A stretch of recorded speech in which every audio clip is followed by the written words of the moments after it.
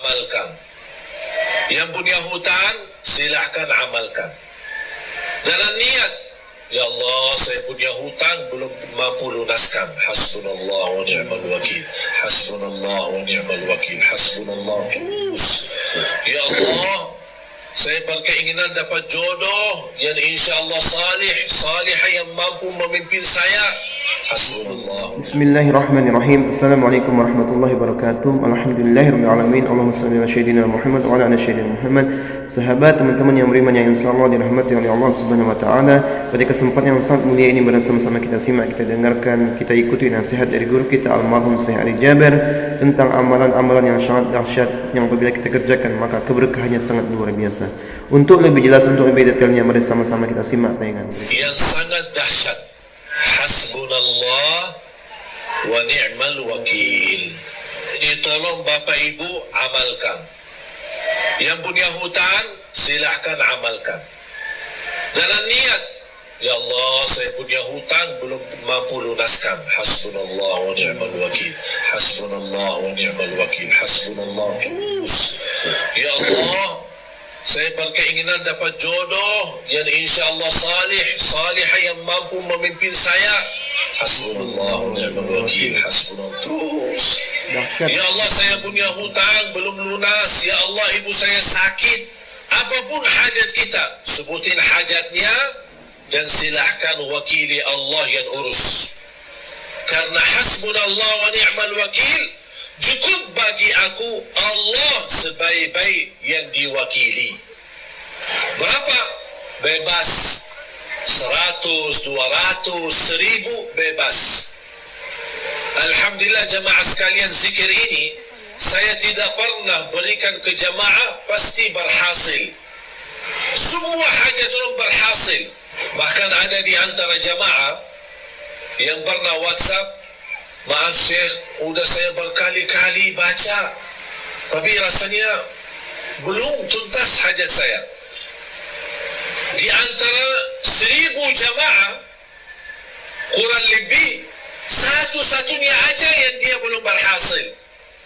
Yang lain ada yang dalam seminggu tuntas, ada yang 2 minggu habis selesai, ada yang sampai 1 bulan.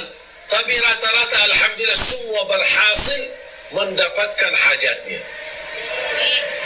Cuma saya kaget ketika ada seorang jamaah, Syekh maaf sampai sekarang kok belum selesai. Saya berkata, tak mungkin tak selesai. Tidak boleh, harus selesai.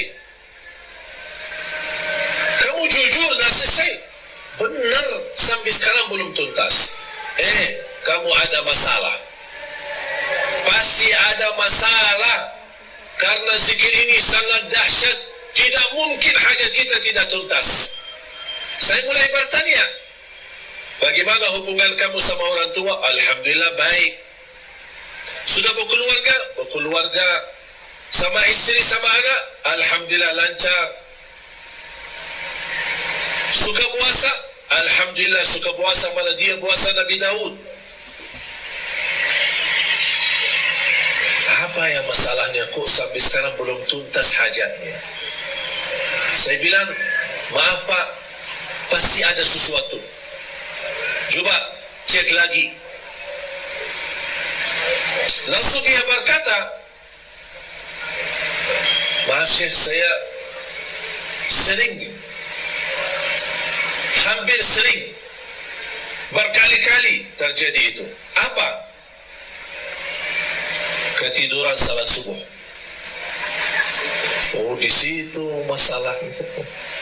Kuda tuntas hajatnya. Apa guna zikir kalau tidak salat? Betul nggak? Tak ada zikir, mau dia tariqat, mau dia hakikat, mau dia ma'rifat, tak ada zikir tanpa salat. Semua amalan kita sia-sia kalau tidak salat. Haji setiap tahun tidak salat, sia-sia, tidak ada satupun diterima. Umrah setiap bulan, sia-sia kalau tidak salat. Salat itu tiang agama, jatuh salat, jatuh agama. Walaupun saya merasa beban dan berat, untuk tinggalin HP. Tapi tidak apa-apa, kita karena Allah dan untuk merubah diri lebih baik, apalagi kalau kita sedang puasa. Syekh, ada enggak amalan lain? Tapi jangan tinggalin HP. Berat. Tapi mengapa saya nawarkan kepada Bapak Ibu amalan ini? Karena apa yang telah saya nikmati dan rasakan, saya ingin Bapak Ibu juga nikmati dan rasakan. Saya tidak mau cerita, tapi biar Bapak Ibu sendiri yang mengalaminya. Biar Bapak Ibu sendiri yang merasakan. Tolong, kalau boleh saya memohon, boleh nggak saya mohon? Boleh ya? Saya mohon dengan hormat. Cinta saya kepada Bapak Ibu, tolong mulai hari Senin off HP-nya, dikuburkan sementara. Insya Allah nanti pas habis maghrib hari Kamis baru boleh aktif. Kalau bisa ini, saya tidak minta seumur hidupnya begitu, tidak. Sekali-kali boleh. Kalau bisa setiap bulan ada 3 hari kita jauh dari HP. Wallahi Bapak Ibu nikmat. Karena mohon maaf, gara-gara HP itu membuat kita banyak stres. Kita aja menjaga diri dari dosa, mau tidak mau terlanjur dosa gara-gara HP. Komunikasi, ada kata-kata, ada foto, ada gambar, ada video, macam-macam. Apalagi dalam kondisi sekarang. Sekarang HP aplikasinya bisa Twitter, bisa Facebook, bisa WhatsApp, bisa BB, bisa semua. Semua syaitan ada di HP. Berapa syaitan? Bahagia seorang yang bisa menjadikan HP itu salah satu yang bisa digunakan amal saleh, mendekatkan diri kepada Allah melalui HP. Bisa menjawab jamaah, pertanyaan, bisa melayani jamaah, bisa menyampaikan hikmah, nasihat. Siap Bapak Ibu? Hasbunallah wa ni'mal wakil. Khususnya pemuda-pemuda ini. Nampaknya berat ini. Mau 1 jam aja jauh dari HP. Yang aku heran, saking kita asik sama HP, pas sudah habis baterai sambil dicas masih megang HP. Mau tidur, yang terakhir kita bertemu sama HP. Begitu melek mata bangun, yang pertama dilihat HP. Astagfirullahaladzim.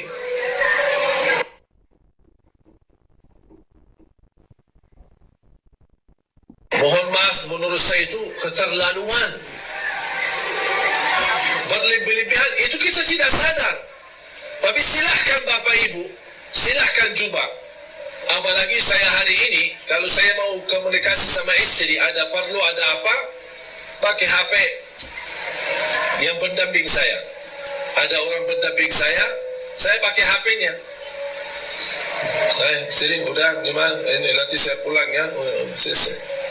Dah pakai HP saya lagi. Bertahan hanya 3 hari. Memang mohon maaf, urusan HP banyak kita urus. Ada urusan keluarga, ada urusan kerjaan. Saya maklum.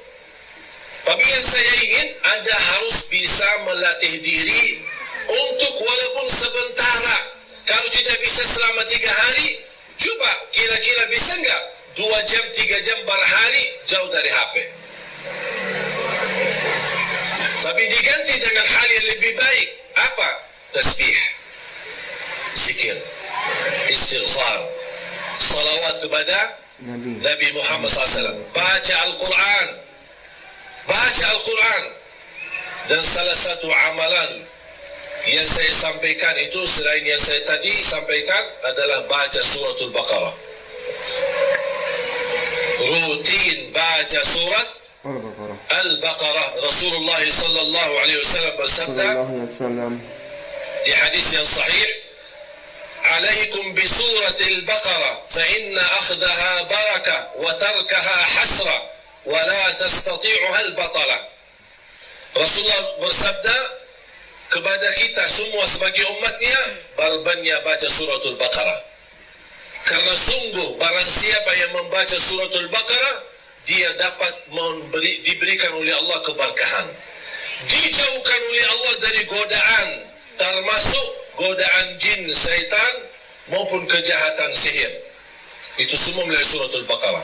Ada yang bertanya, maaf Syekh, suratul Baqarah panjang, 286 ayat. Apakah harus dalam sehari kita habiskan? Tidak harus setiap hari. Sesuai kemampuan. Hari ini berapa? Besok lanjut. Besok lanjut. Besok lanjut sampai selesai.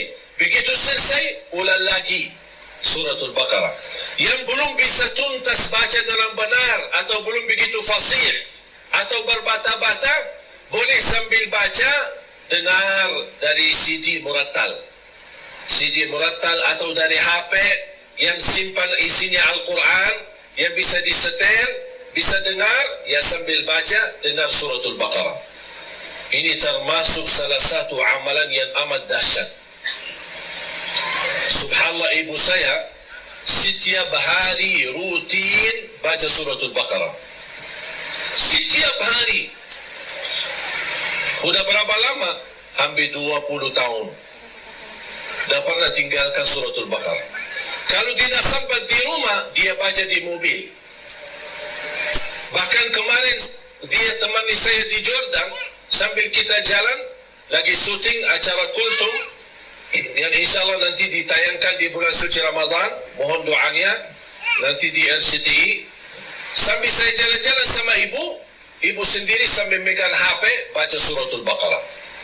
Setiap hari dia sudah komitmen selesai suratul Baqarah setiap hari sekali. Saya tidak minta bapak ibu setiap hari sekali, sesuai kemampuan. Setelah juz boleh, kalau bisa 1 juz boleh, kalau tidak bisa 1 juz hanya berapa halaman, tak apa-apa. Halaman ini besok lanjut sampai selesai. Begitu selesai ulang lagi. Karena suratul Baqarah luar biasa dahsyat. Bukan hanya untuk keberkahan, bahkan untuk penyembuhan dari penyakit.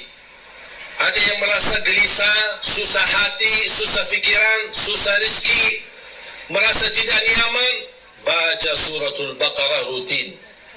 Karena keberkahannya luar biasa. Jamaah sekalian dimuliakan Allah Subhanahu wa taala. Zikir dan baca Al-Quran memang itu sebenarnya menjadi salah satu ibadah yang hampir sangat jarang kita laksanakan. Apalagi yang saya minta memberikan amalan ini, kenapa? Karena kita mempersiapkan diri, tidak lama lagi kita menyambut sama-sama bulan suci Ramadan. Bapak Ibu, kalau Anda bisa terlatih untuk tinggalin HP, insya Allah begitu Anda menyambut bulan Ramadan, insya Allah Anda mampu tinggalkan HP-nya selama Ramadan. InsyaAllah. Dan itu bukan sesuatu yang susah, sangat mudah, tapi kembali kepada diri kita. Inna Allah la yughayyiru ma biqawmin hatta yughayyiru ma bi anfusihim. Allah tidak akan merubah satu kaum, tidak merubah nasib satu kaum, tidak merubah kebahagiaan satu kaum, kecuali mereka merubah diri sendiri. Komitmen Bapak Ibu InsyaAllah. sudah niat, yakin, InsyaAllah siap. Dan saya harap semua jemaah sekalian memiliki perasaan yang sama. Nikmati hidupmu hari ini, jangan fikirkan hari besok, karena belum tentu hidup sampai besok. Kalau kita hidup besok, alhamdulillah, semangat lagi, terus berjuang di dunia, cari nafkah yang halal, bahagiakan orang tua, bahagiakan keluarga, beribadah semaksimalnya, salat 5 waktu, baca Al-Quran, bersedekah, dan seterusnya amal-amal saleh lainnya. Saya doakan mudah-mudahan Bapak Ibu semua husnul khatimah. Husnul khatimah. Husnul khatimah. Dianugerahkan taufiknya Allah agar kita menjadi hamba yang saleh salihah untuk hari hidup kita, hari kebahagiaan kita, hari bisa istiqamah dalam taat kepada Allah. Bukan Alhamdulillahirrahmanirrahim. Sahabat yang beriman, itulah tadi ilmu yang disampaikan oleh guru kita. Mudah-mudahan bermanfaat, mudah-mudahan dapat istiqomah kita mengamalkan seluruh zikir-zikir yang dapat membuat keberkahan baik di dunia maupun di akhirat. Mungkin itu saja yang bisa kita sampaikan. Mudah-mudahan kita dalam keadaan baik-baik saja. Mudah-mudahan kita dalam keadaan sehat semua. Mudah-mudahan kita dimatikan oleh Allah Subhanahu wa taala dalam keadaan husnul khatimah. Amin amin rabbal alamin. Mungkin itu saja saya akhiri. Wassalamualaikum warahmatullahi wabarakatuh.